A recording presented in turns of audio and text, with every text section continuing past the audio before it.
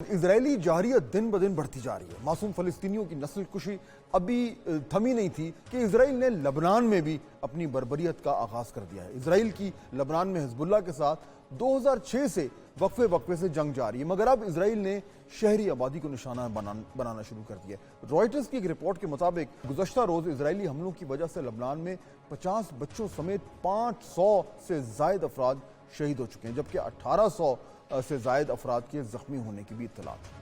مشرق وسطی میں بڑھتی ہوئی کشیدگی پر عالمی رد عمل بھی سامنے آنا شروع ہو گیا ہے. الجزیرہ کے مطابق ایران کے صدر نے کہا ہے کہ ہم سب سے زیادہ جانتے ہیں کہ اگر مشرق وسطی میں ایک بڑی جنگ چھڑ جاتی ہے تو اس سے پوری دنیا میں کسی کو فائدہ نہیں ہوگا. انہوں نے یہ بھی کہا کہ ہمیں لبنان کو اسرائیل کے ہاتھوں ایک اور غزہ بننے کی اجازت نہیں دینی چاہیے. ادھر سعودی وزیر خارجہ نے بھی کہا کہ وہ لبنان میں ہونے والی پیش رفت کو بڑی تشویش کے ساتھ دیکھ رہے ہیں اور تمام فریقوں سے انتہائی تحمل سے کام لینے پر انہوں نے زور دیا ہے. امریکہ میں وائٹ ہاؤس میں متحدہ عرب امارات کے صدر محمد بن زائد ال نہیان سے ملاقات کرتے ہوئے صدر جو بائیڈن نے کہا ہے کہ میری ٹیم اپنے ہم منصبوں کے ساتھ مسلسل رابطے میں ہے اور ہم اس طرح سے کشیدگی کو کم کرنے کے لیے کام کر رہے ہیں. ایک طرف تو مشرق وسطی میں بڑھتی ہوئی کشیدگی، تو دوسری طرف جو ہے وہ اقوام متحدہ کی جنرل اسمبلی کا اجلاس ہے وہ بھی شروع ہو چکا ہے. تقریباً پوری دنیا کے لیڈر جو ہیں وہ ایک چھت تلے جو وہاں پہ اکٹھے ہو رہے ہیں. وہاں پہ وزیر اعظم شہباز شریف بھی پہنچ چکے ہیں اجلاس میں شرکت کے لیے نیو یارک میں، اور جمعے کو وہ جنرل اسمبلی سے خطاب کریں گے اور مختلف جو ایشوز ہیں ان پہ بات کریں گے. اور یہ بھی بتایا جا رہا ہے کہ وہ فلسطینی صدر محمود عباس سے بھی ملاقات کریں گے اور فلسطین اور اسرائیل کے ظلم و ستم کے خاتمے کے لیے جو عالمی برادری کو اپنی کوششیں تیز کرنے کے لیے، قائل کرنے کے لیے جو بھی مختلف طریقے ہیں ان پہ ان کی مشاورت ہوگی. یہ معاملہ کتنا تشویشناک ہوتا جا رہا ہے اور یہ جو جنگ ہے، یہ جو کانفلکٹ ہے، یہ کتنی تیزی سے پھیل رہا ہے، اور کیا واقعی میں یہ ایک ریجنل کانفلکٹ بن سکتا ہے؟ یہ اس کے لیے جو ہے کیا اس طرح کی کوششیں ہو رہی کہ اس کو کنٹین کیا جائے، یا اب اسرائیل جو ہے وہ بالکل آزادانہ طریقے سے اس جنگ کو بڑھاتا جا رہا ہے؟ اس پہ ہم بات کریں گے. ہمیں جوائن کر رہی ہیں پاکستان کی سابقہ minister state for foreign affairs ہنا ربانی کھر صاحبہ. جی ہنا صاحبہ السلام علیکم. وعلیکم السلام. جو مڈل ایسٹ میں صورتحال ڈیولپ ہو رہی ہے، یہ اسکلیٹ کر رہی ہے، اسرائیل کی طرف سے جو اٹیکس ہیں وہ بڑھتے جا رہے ہیں. ہنا صاحبہ، keeping in mind your own experience, یہ کتنا سیریس معاملہ ہے اور کتنا امکانات لگ رہے ہیں کہ یہ کانفلکٹ جو ہے یہ اسپریڈ کر سکتا ہے؟ جی دیکھیں، یہ بہت بڑی بات ہوگی کہنے کا، but this is almost the beginning of the end, because جس قسم کا legitimacy and credibility crisis for the west in the form of supporting regime. اور دیکھیں، جب ہم یہ جینوسائیڈل رجیم کہتے ہیں، یہ میرا شک شبہ یا فیلنگ نہیں ہے، یہ اب آئی سی سی نے مینٹین کیا ہے. the case is maintainable for genocidal proceedings to start against Israel. And جس طریقے سے انٹرنیشنل لا کی دھجیاں اڑائی جا رہی ہیں اور ہیومن رائٹس وائلیشنز ہو رہی ہیں اینڈ سویلین میسیکر ہو رہا ہے in the name of going after terrorist, اور so it's completely unprecedented in scope. And what is even more unprecedented is ہم میں سے بہت لوگ یہ رونا روتے ہیں کہ جو یو این نہیں کام کرتا. یو این کام کر رہا ہے. یو این کا انٹونیو گٹیرس کے اسٹیٹمنٹ دیکھ لیں، آپ ڈبلیو ایچ او کے ڈی جی کے اسٹیٹمنٹ دیکھ لیں، آپ اروگا کے اسٹیٹمنٹ دیکھ لیں. The UN is functioning. You know what is stopping it from functioning? Hegemonic, whether you call them hegemonic or important countries which have a seat in on the Security Council. So جو system ہے اس نے break لگایا ہوا ہے، اور وہ break لگی ہوئی ہے ان ملکوں سے جو کہ ہیومن رائٹس کے اوپر جنگیں کر چکے ہیں، بے شک وہ افغانستان کی جنگ ہو، بے شک وہ عراق کی جنگ ہو. تو یہ ایک ایسا unprecedented جو سچویشن آپ کے سامنے انفولڈ کر رہی ہے، جس میں جو کریڈیبلٹی کرائسس ہے وہ صرف ویسٹ ورسز ایسٹ یا نارتھ ورسز ساؤتھ کا نہیں ہے، وہ the youth within the west versus the elite اور the older population within the west کا بھی ہے. اور وہ آپ ہر جگہ دیکھ رہے ہیں، وہ نمایاں ہو رہا ہے، وہ آپ امریکن یونیورسٹیز میں دیکھ رہے ہیں. سو دس از ویتنام پلس پلس پلس. اور میں اس کو بگننگ آف دا اینڈ اس لیے کہتی ہوں کیونکہ انٹرنیشنل آرڈر کا ایک جو پریٹینس تھا at least of being fair, of being universal in its application. You know, these are countries جنہوں نے sanction کیا ہوا ہے ملکوں کو into literally sort of making sure that people can't have food, people don't have access to water. It's human rights کے اوپر.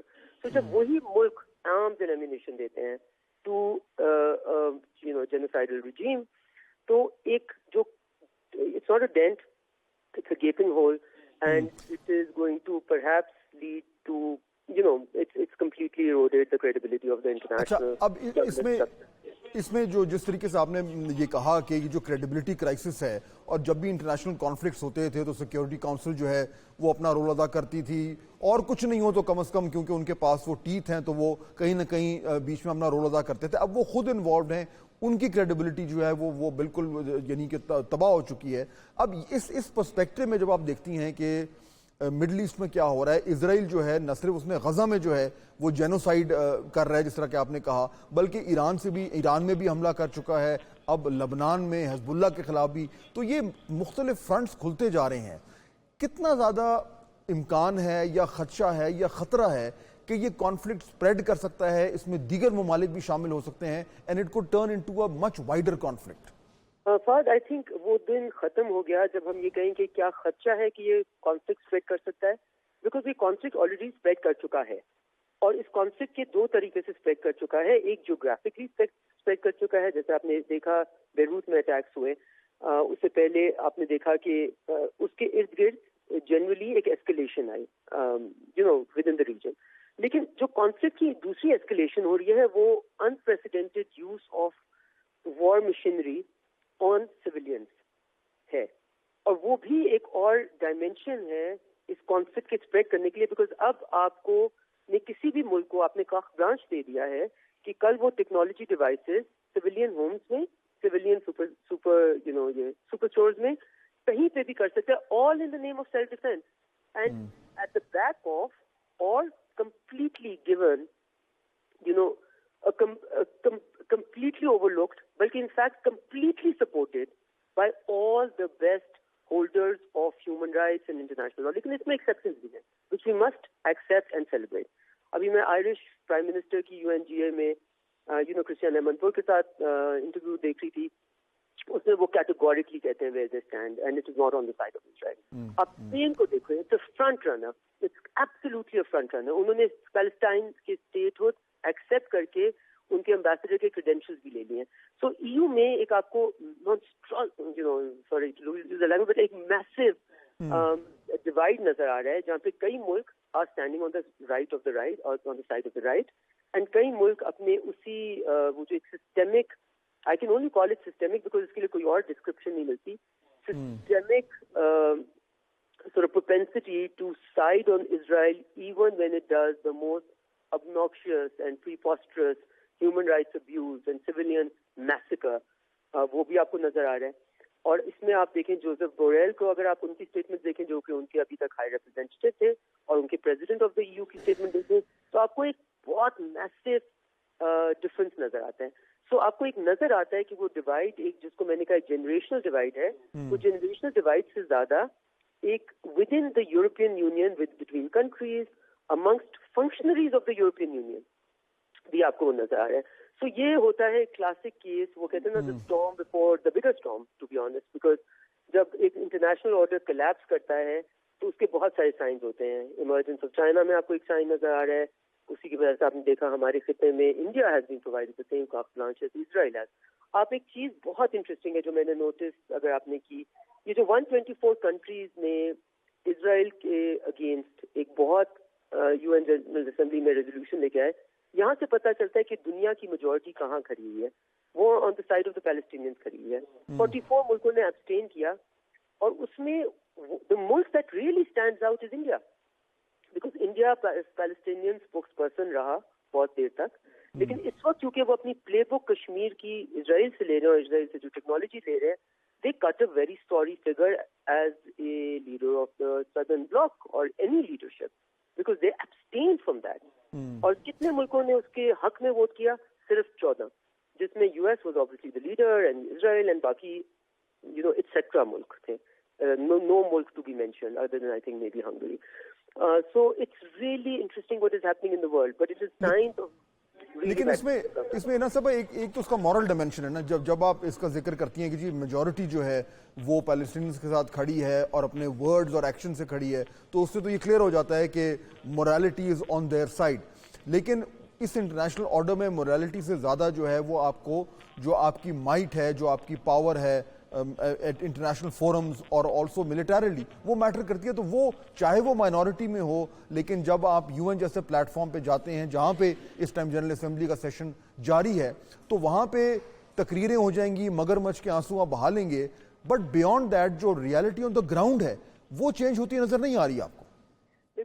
دیکھیں دو طرح سے reality on the ground change ہو سکتی ہے. ایک گراؤنڈ اپ چینج ہو سکتی ہے, اس کے چانسز اس لیے نہیں نظر آ رہے کیونکہ وہ اتنی ایک اوور ویلمنگ پاور ہے اور جس کے پاس کسی قسم کی کمی نہیں ہے on the constant consistent and predictable supply of arms and ammunition supplied by European and American and the U S, right. کوئی اس میں آپ کو خلل نہیں آ سکتا, کوئی کمی نہیں آ سکتی. دوسری طرف آپ ریالٹی آن دا گراؤنڈ کس طرح چینج کر سکتے ہیں؟ یو این کی سینکشنز کے تھرو وہ سیکورٹی کاؤنسل میں اپروو کرنی ہوتی ہے, یا یو این ان کے اوپر سیکورٹی کاؤنسل میں ان کے اوپر ایک بڑا اسٹینڈ لے.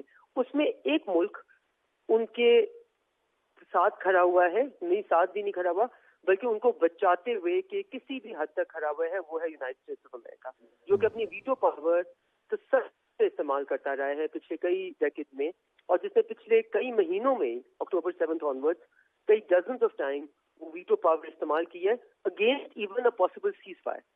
سو اسی لیے میں جو بات کر رہی ہوں کہ انٹرنیشنل آرڈر کا بریک ڈاؤن کب ہوتا ہے جب وہ لیجٹمیسی ان دا میجورٹی کھو بیٹھتا ہے. اور فہد میں اس کو صرف I would not only call it a moralistic thing because you see all of this order کا جو ایک روٹ ہے یا جو بیسس ہے وہ ہے ڈیموکریٹک لبرل آرڈر. ڈیموکریسی میں دا میجورٹی میٹرس. جب یو این جنرل اسمبلی میں 124 ملک یہ کہتے ہیں کہ وہ پیلسٹائن کی اسٹیٹ ہوڈ کے حق میں کھڑے ہیں اور جو جینوسائڈ کا کیس ان کے خلاف ہوا ہے اس کے حق میں کھڑے ہیں, اور صرف 14 ملک کہتے ہیں یا 12 یا 14 ملک کہتے ہیں کہ ہم اسرائیل کے ساتھ کھڑے ہیں, تو یہ انٹرنیشنل آرڈر کسی کو بھی پھر سمجھ نہیں آتا. پھر فورسز ابھرنا شروع ہو جاتی ہیں, بے شک وہ ڈیموکریٹک ہو بے شک ان ڈیموکریٹک ہو, جو اس کو چیلنج کرنا شروع کر دیتی ہیں. ٹھیک, تو یہ لانگ ٹرم میں یہ امپیکٹ ہو سکتا ہے. ہماری یہی امید ہے کہ معاملات جو ہیں وہ کسی طرح اسی طرف جائیں. ہنا ربانی خیر صاحبہ, بہت شکریہ آپ نے ہمیں وقت دیا.